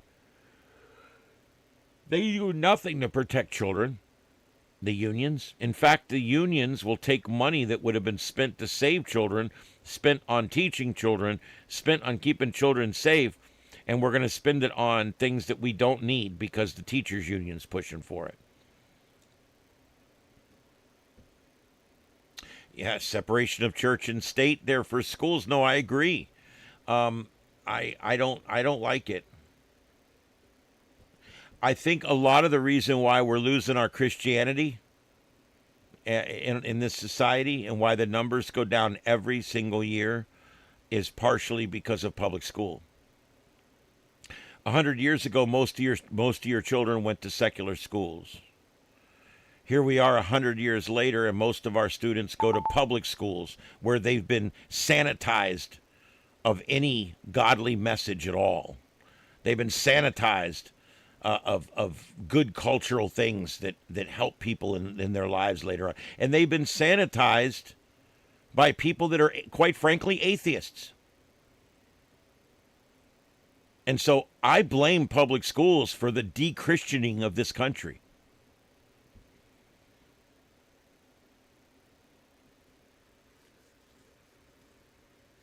Yeah. Well, even the separation of school, church and state's been overdone. It's not as absolute as people think it is.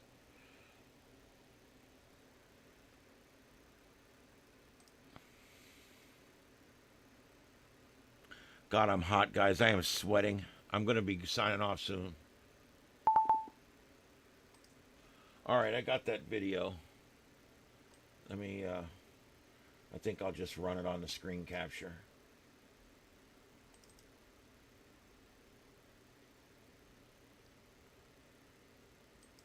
He's inside the school shooting at the kid. Okay, yeah, this one is an hour long.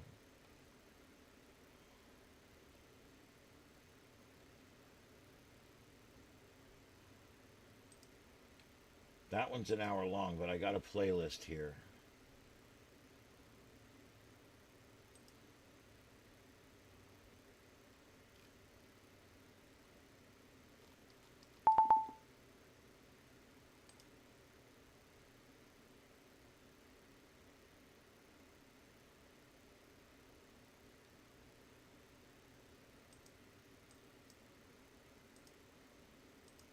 Ocala Police Department, this is Amanda. How can I help you?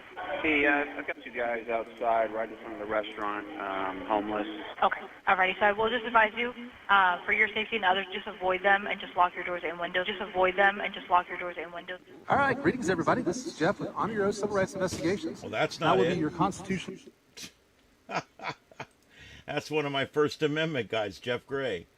All right. Well, let's go shooting at the kids. And this one's an hour long.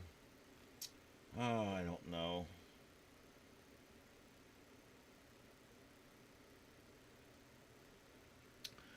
I don't know, guys. I'm going to sign off though. The sweat's running between my legs at this point, and I'm sick. I can't sit here anymore. I hate being hot. It sucks. I don't know where I'll be doing the show tomorrow night. No idea, but I'll do a show. I'll come on somewhere. I may just be in my room. I don't know. Because if it's hot, if it's any hotter than this, I can't do it in here.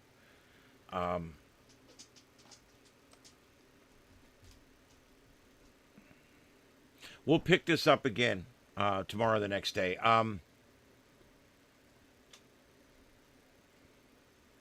Dispatch, are you in here? I'm asking because if you're in here, I'm a little confused. Are the guys coming on tomorrow or next Tuesday? Because everybody's talking like they need 5 days to get ready and all this stuff. And then they're talking about coming on Tuesday, which is tomorrow. So I'm just trying to figure out, yes, my studio, I dried it in myself. It has lots of insulation. Yep. Okay, so it is tomorrow that we're doing this.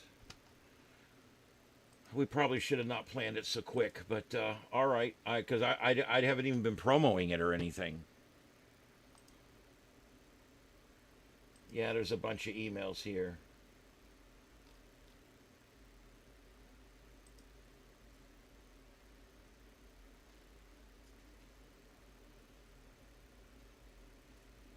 So we're doing this tomorrow, correct? If it's tomorrow, I'll make sure I send them it's tomorrow. Okay.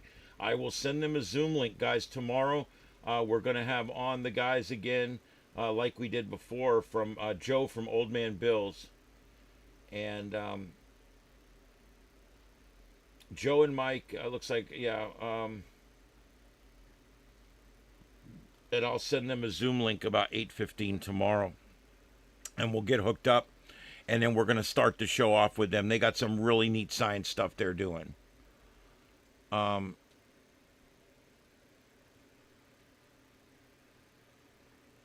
That's cool, Lambert. That's probably what I'm going to do. I don't even know how I'm going to get this one out of the hole at this point. It took 3 guys to get it in there. And now the area behind it, I've got storage back there. So I'm going to end up having to clean out that whole area back there just to get the air conditioner out. That's not going to be easy. Okay, so tomorrow night, guys, we're going to be on with some guests, some science guys, and we're going to be talking about perpetual energy. We're going to be talking about a device that they've got now that is running, and it runs. It's like a perpetual motion machine. It runs without any input of energy. And so we're going to be talking about that tomorrow, and maybe even a visual demonstration. I'm not sure. But we are going to do it via Zoom. It should be fun. But that is tomorrow night. If there's an issue on either end, we'll just put it off a few days. Or if there's breaking news tomorrow night, we'll put it off a few days. It's not a big deal, but I do believe everything will go good tomorrow night.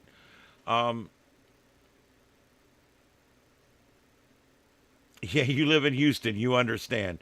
Yeah, I got the fan in the door, guys. It's 81, 82 degrees in here right now. And you can see the sweat on my face. He's going to talk about static friction from earthquakes causing atmospheric vortices. That's interesting, too. That's something I want to see what correlation they've been able to find. AI is helping us a lot finding correlations between data sets and things like that. And he's going to show a pulse motor running freely with no batteries, no electrical plugs. And then after that, if we have time, we'll debate zero-point energy. Once again, zero-point energy is basically... it's basically sneaking fuel from another reality out there. It's kind of a neat concept. I way oversimplified it, but it's an interesting concept, and we'll get back into that again tomorrow night as well. All right, guys, last call for the chat room. Is there anything else you guys would like to discuss tonight before we sign off? And I go to a room that the air conditioner is working in. I may just set up an extra screen in my bedroom and just do the whole thing in my room tomorrow night. I don't know. It may be a week or two before I can replace this. It's probably going to be 2 weeks. Or at least maybe 10 days. I don't know.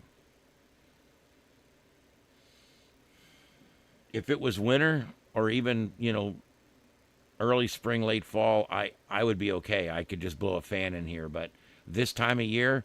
the humidity is 100% outside. So when it's 82 or 83 in here, it's a very, very uncomfortable 82 or 83.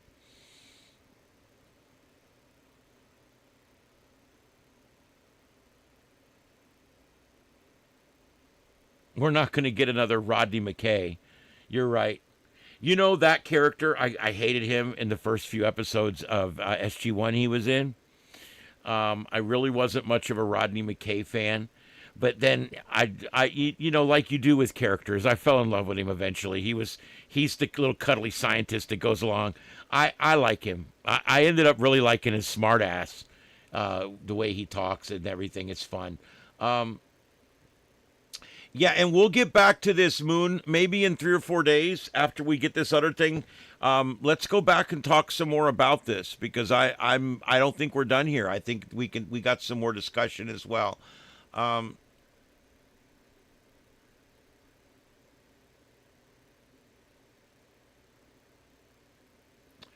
80. You have your air at 81.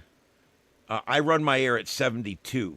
I don't like heat. I like it to be very cold.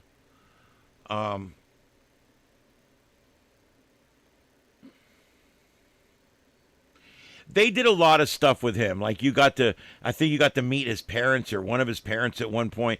I also believe that He gets to meet an alternate universe of himself. He gets to work with his sister in another galaxy. He gets to do, if you really look at the 5 years they were on, Rodney McKay gets to do a lot of really cool stuff. Yeah, he's one of my favorite characters. I love the crew on Atlantis. I really do.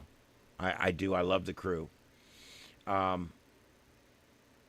Yeah, you know, and if you've watched Stargate and you haven't watched Atlantis, Atlantis is every bit as good as Stargate. It's really, really good.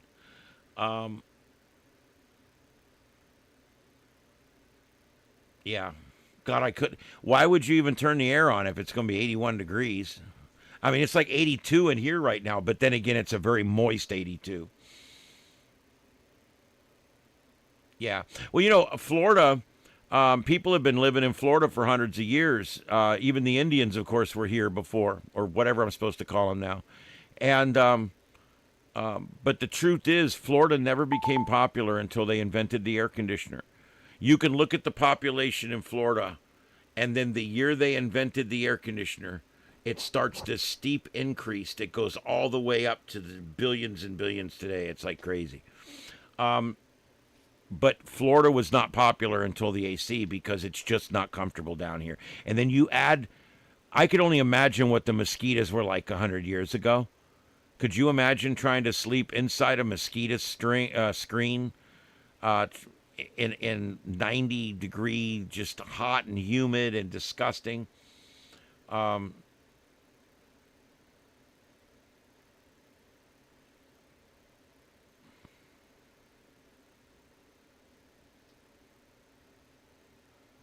Well, there you go, Dom.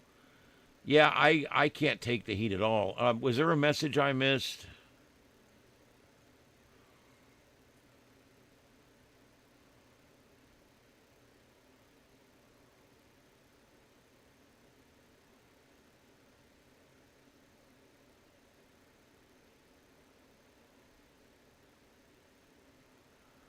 All right, Moon. Yeah, and you could even send them to me in an email if you want. KO4EFS. KO4EFS at gmail.com. All right.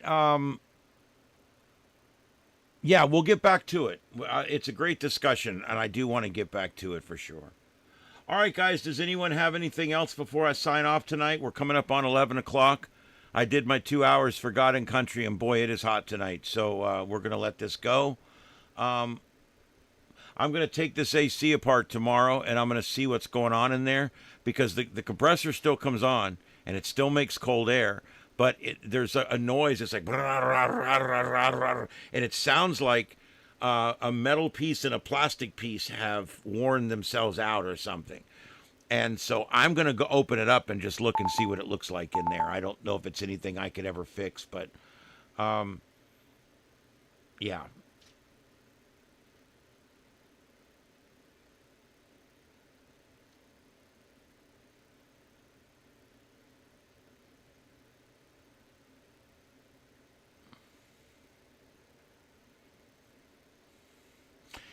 Dom, let me tell you real quick. When I went to school, I went to a private elementary school that was literally across the street from my home. That house is still there. It's been flooded 3 times, just like my mom's. But I went to elementary school it was called Wee Wisdom kindergarten, and the little woman just ran nothing but a kindergarten. Then in first grade, I went to school at public school, and I went to public school for the rest of the time. And when I first got into the first grade in Tropic Isles Elementary School, the place was actually called Tropic Isles, meaning tropical islands. And it was so hot. There was no AC in the classrooms. I want you guys to think about this in today's standards. All right? We had no classroom ACs. We had a big fan on a big stand in the corner that went, wah, and it made the most horrible noise. And she'd have to turn it off when she's teaching and then turn it on when we're doing our work. It was terrible. And there was these big jalousie windows on both sides. And but we had courtyards, and the wind didn't blow through the courtyards that much, and it was just freaking hot all the time. I was miserable in school. I hated school. And then they came in the second grade. We got a new principal. His name was Doug Santini. What a great guy. An absolutely wonderful guy. And he was a lot better than that prick that we had before. And so this guy came in and said, look, they won't put air conditioners in, and these kids need air conditioning. So here's what we're going to do. We're going to raise the money. And he put the PTA together, a parent teacher, the first PTA there at that school. He put it together. And he says, let's figure out how to do this. I don't care if we got to sell turkeys at Thanksgiving and Christmas trees at Christmas. We're going to figure this out, and we're going to buy ACs and carpeting. The classrooms had no carpeting. It was like an echo chamber in there. It was terrible. And so we started selling candy bars. I sold candy bars. I sold magazine subscriptions. We sold pizza kits. We had a fall carnival. We had a Christmas thing, and we made money. And every month they were installing 2 or 3 more air conditioners. And by the time I came back for third grade, I started third grade in an air-conditioned classroom. And 6 months later, we got carpet in there. I can still remember that stank-ass glue that they glued it down with. And to literally, like, I did a whole year in a classroom that did not have an air conditioner. You have no idea, if you've never done that, what that's freaking like, okay? Especially for someone like me that is an air conditioning hound, doesn't play sports because he doesn't like the sweat, okay? Yeah, it sucked. And so I sold lots of pizza kits. Sold lots of I walked the streets selling those magazine subscriptions. And you know what? It worked. We got our air conditioners, and those air conditioners worked in that school right up until the big remodel about 10 years ago. Not that they were the same units, but I mean they were the beginning of those same units. Were replaced out over the years, I'm sure. But they were the big wall units with the vent up top and the vent down low and the thermostat in the middle. It was those systems, and they would take out 2 sets of jalousie windows and install them in. And we thought we were just the best, man. I can remember sitting in that classroom and just praying, just thanking God for that air conditioner. So these kids nowadays have no idea. When they start bitching about, they won't let me carry my phone in my classroom. Really? My classroom had no air conditioning.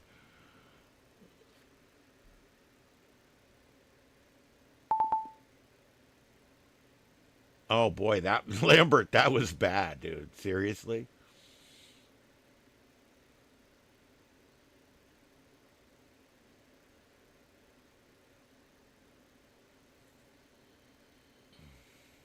Yeah. Well, understand that every school in the United States has it now. I hear that Baltimore still is having problems heating some of their schools in the winter. I can't believe stuff like that's true. But at least like down here, every school is air conditioned. Hey, Mama, you gonna say hi to everybody? Say hi, Mom Katie. What you doing, big girl? Huh? What you doing? Everything good? I know the air's not working. And that's the other thing I wanted to mention. I found Daddy Kitty yesterday not doing well. He had stuff running out of his eyes.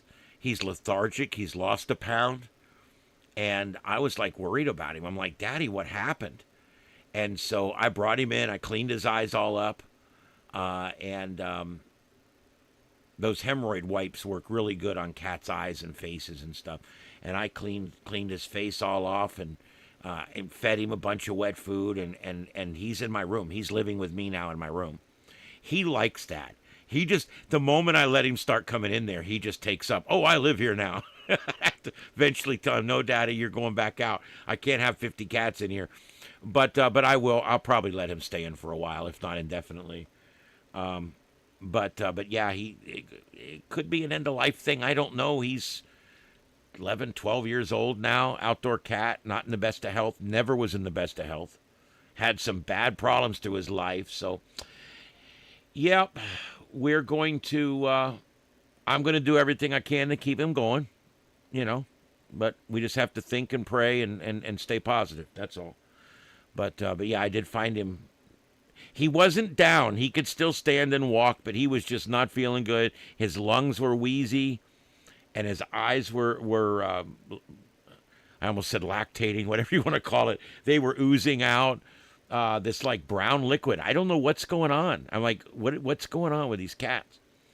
They're all healthy right now except him, though. He's the only one that we're having a little bit of a problem with.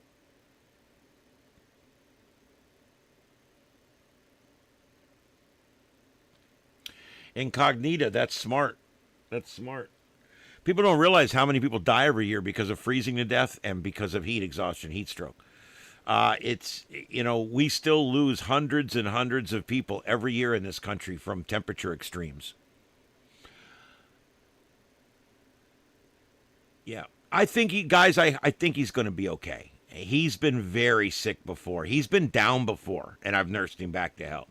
So just stay on the bright side. I just like to keep you guys advised what's going on. All the other ones are great, but Daddy's under the weather right now. He's like I said, he's sleeping in there with me. He lays in I put this real soft pillow right next to mine, and that's it. That's his spot. He sleeps there all night long. And remember, he had a stroke too. This could be complications from that. My mom's dealing with this. You know, when you have a stroke, half your body doesn't work right anymore, depending on the type of stroke. But he had the same type of stroke my mother did. It was in the motor part of the brain, in the back. And he still walks crooked, and he falls over to that one side every now and then. So, I mean, he's definitely a stroke patient, and he's living a life right now that's pretty good considering, you know, he had a horribly broken leg, and we tried to catch him and put him down 12 years ago. So,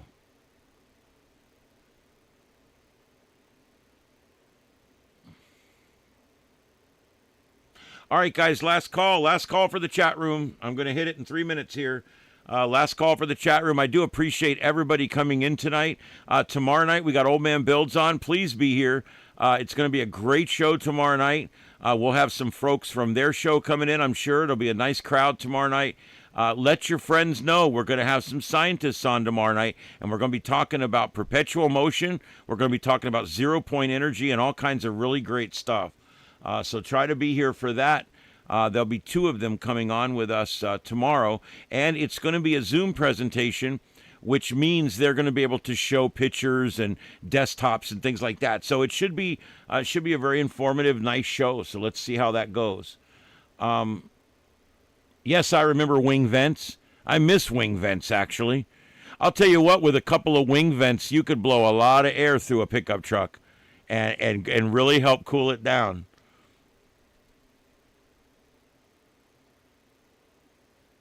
Is there a UFO show tomorrow, Dispatch? Or somebody? Yeah, how did people survive? We had a family member come down from Quebec, Canada, or no, Niagara Falls, Canada one time. And he came down in this red Camaro. Now, I was like 12 or 14 years old, so this was a long time ago. This was in the early 80s. He came down in a red Camaro.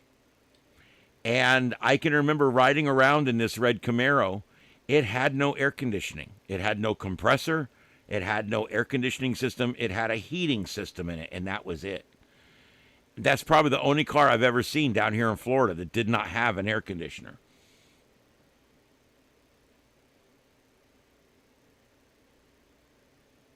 Okay, so no UFO show tomorrow. Okay, all right, guys, I guess that's going to be it. I'm going to get going. I got to kick all the cats out of here and lock it up. It's going to turn into a sweat box overnight. All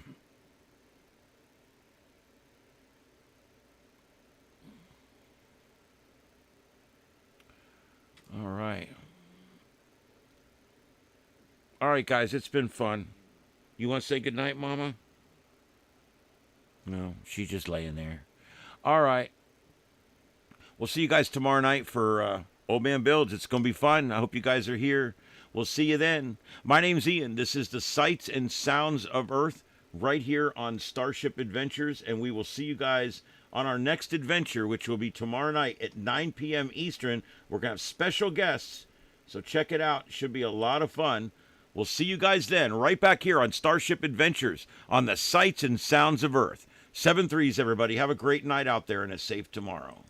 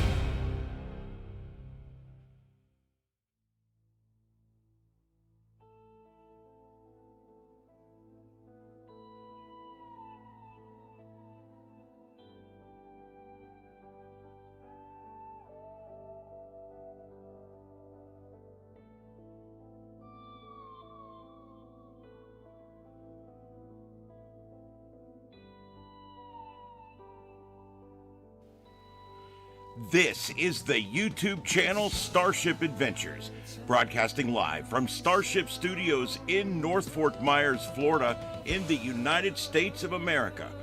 We thank you for joining us this evening for another broadcast of the Sights and Sounds of Earth, covering every breaking news story across this troubled planet of ours. We've brought you the raw, unfiltered pulse of the world in real time through our unique multi-screen format, broadcasting in high definition worldwide via fiber optic connection. Starship Adventures, a new kind of YouTube content. To our regular viewers, our loyal crew members, our amazing moderators, and everyone who tunes in each night at 9 p.m. Eastern, we thank you. Your support keeps this independent voice alive and well. We'll be back tomorrow evening at 9 p.m. Eastern with another live edition of the Sights and Sounds of Earth, right here on Starship Adventures. Until then, stay safe, stay informed, and may God bless you and these United States of America. This is Starship Adventures, and this concludes our broadcast day. Good night, America, and around the world. Kilo Oscar 4, Echo Foxtrot Sierra. Signing off. QSY, 7 3s, everyone, 7 3s.